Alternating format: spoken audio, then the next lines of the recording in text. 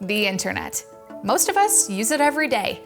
But did you know that every time you went online, sent an email, shopped, paid bills, looked up directions, or had a WebEx meeting, all kinds of interactions are going on behind the scenes? It's true. Usually we don't need to know how it works, we're just happy it does. However, there are times when you need to get a peek behind the curtain. If you're having problems with your network or want to prevent security risks, packet captures can really help you out. In this episode of Cisco Tech Talk, I'll explain how packet captures work. Next.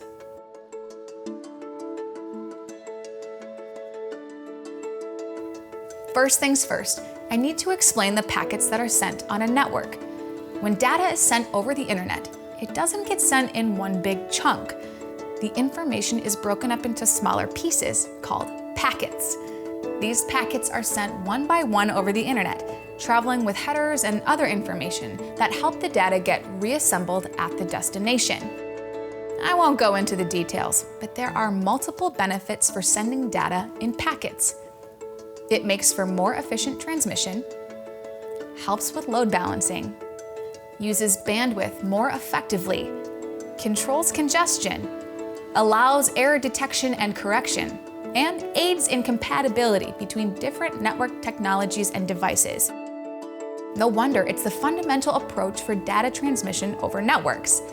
So when you do a packet capture, these data packets are intercepted. Copies of the packets are made as they pass through a certain part of the network.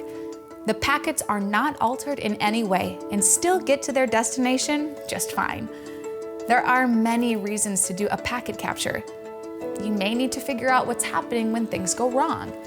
Packets can get lost or arrive out of order.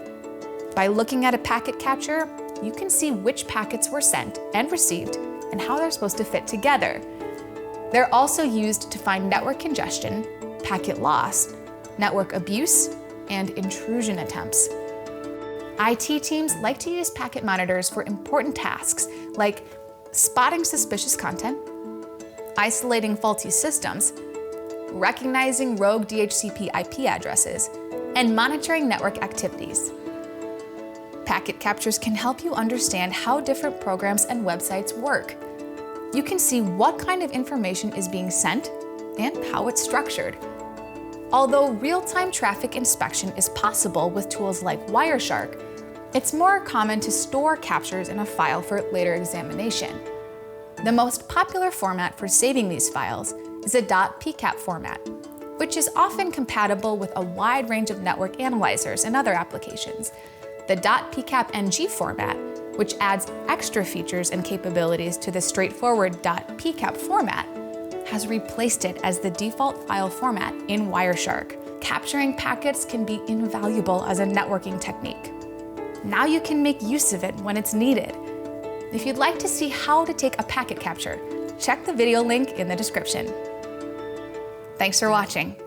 I'll see you next time.